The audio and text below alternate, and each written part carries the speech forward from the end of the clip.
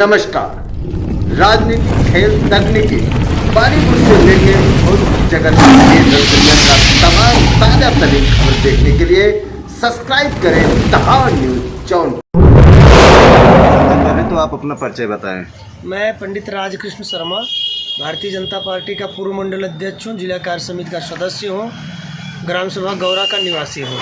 Sir, जैसा कि हमारे सूत्रों से पता चला है कि आप वर्तमान सांसद पद के प्रत्याशी और सांसद बीपी सरोज मछली शहर लोकसभा के मीडिया प्रभारी भी हैं, और ये जो चुनाव चल रहा है इसमें जो चुनाव में गहमा गहमी चल रही है, और इस चुनाव को आप किस नज़रिए से देखते हैं, ज़रा इस पर कुछ प्रकाश डालें।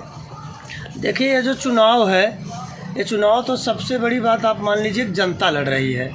मोदी जी के कार्यों के नाम पे, योगी जी के कार्यों के नाम पे, हमारे नड्डा जी और राष्ट्रीय हमारे जो नेतृत्व है उनके सोच के विचारधारा के आधार पे यह कार्य जो है, यहाँ कोई नेता नहीं लड़ रहा है, यह कार्य जो है यहाँ की जनता लड़ रही है। और नेता की भी बात किया जाए तो मैं एक पार्टी का कार्यकर्ता हूँ पहले, इसके बाद मैं जो अपना समय बचता है माननीय सांसद जी के मीडिया का प्रभारी के रूप में भी अपना समय देता हूँ। सांसद जी सर्वसुलभ रहे हैं, सबके बीच में उपस्थित रहे हैं, सबके सुख दुख के भागीदार रहे हैं, सबके लिए काम किया है। हम जहां आज बैठे हुए हैं बिलवा चौराहे पे, यहाँ हमारे बिलवा चौराहे पे इस गर्मी के समय में आए दिन ट्रांसफार्मर जलता रहता था। 63 kV का था, 100 kV का करवा दिया। बगल में रखवा गांव है, वहाँ भी 63 से 100 हो गया। पूरे चौराहे पे जहाँ 100 मीटर पे लाइट का पोल गड़ा हुआ था, 30 मीटर पे पोल हो गया है। बंद केबल का तार लग गया। आज पूरे चौराहे के लोग बीपी सरोज को जय जयकार कर रहे हैं कि आज लाइट की समस्या माननीय सांसद जी की वजह से समाप्त हुई है। उन्होंने सड़क पे, पानी पे, बिजली पे कार्यकर्ताओं के मान सम्मान की रक्षा हेतु काम किया है।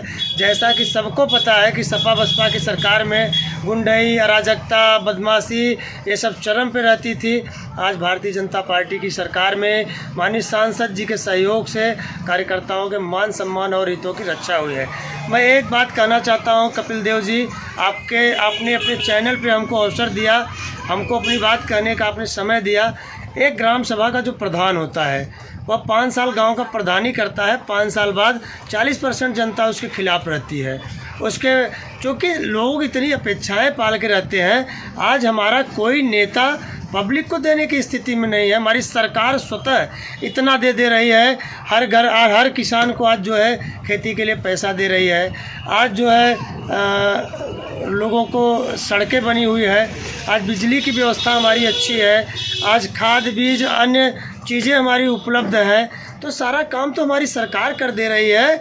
और जो लोग व्यक्तिगत हित की बात करते हैं, हमारी सरकार सामूहिक रूप से, चाहे सपा का हो, चाहे बसपा का हो, चाहे पक्ष का हो, चाहे विपक्ष का हो, जो पात्रता की श्रेणी में आता है, 5 लाख रुपए का स्वास्थ्य बीमा का इलाज हेतु मिला हुआ है। तो सारे मुद्दों पे शिक्षा के क्षेत्र में हमारी सरकार काम कर रही है।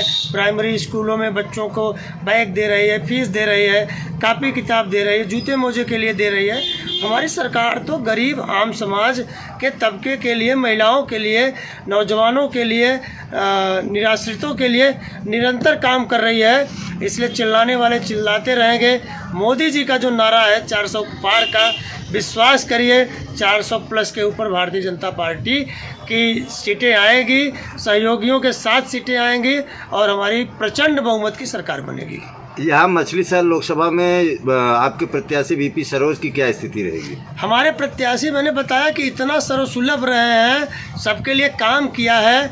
जगह जगह वही लोग प्रोपेगेंडा मचा रहे हैं जिनकी दुकानदारी नहीं चल पाई है 5 साल, जिनका अपना व्यक्तिगत हित नहीं है। मैं भी पार्टी का कार्यकर्ता हूं, लेकिन हम लोगों ने 150 मीटर 200 मीटर जगह जगह लोगों को सड़कें दिलवा दिया, खड़ंजा दिलवा दिया। अपने कामों को हम लोगों ने प्राथमिकता नहीं दिया। तो जो सांसद जी का रहा है काम, उससे आम जनमानस, आप रोज़ निकल रहे हैं, लोगों के बीच में जा रहे हैं, इंटरव्यू ले रहे हैं, काम देख रहे हैं।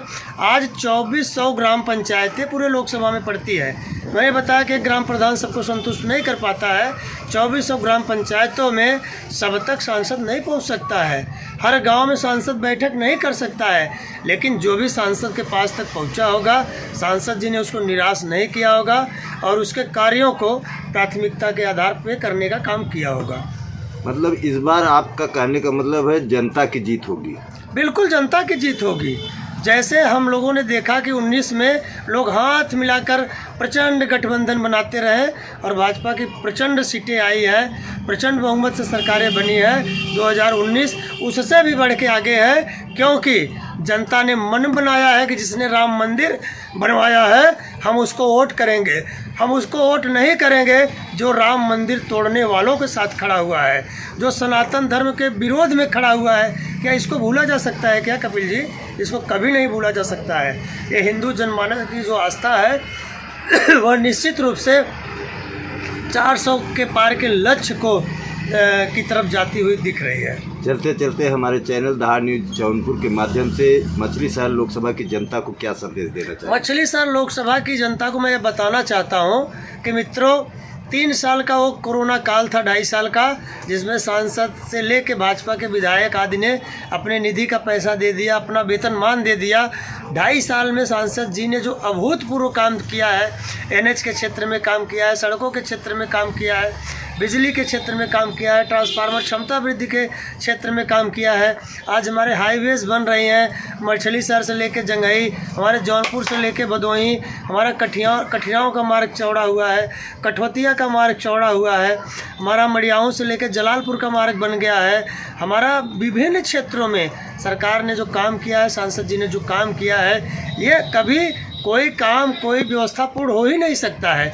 कुछ न कुछ उसमें संशोधन की गुंजाइश रहती है। तो माननीय सांसद जी के पास हम लोग बैठते हैं, उनका कहना है कि मेरा एक कार्यकाल जो है, मैं चाहता हूं कि जनता के जो अधूरे काम है उसको मैं पूरा करने का काम करूंगा। और मेरी मछली शहर की जनता से बार बार अपील है कि आप लोगों ने इतना सरल सहज सांसद नहीं देखा होगा, जो 24 घंटा क्षेत्र में रहा हो, जो 24 घंटा लोगों के बीच में रहा हो, जो 24 घंटा लोगों के सुख दुख का साथी रहा हो।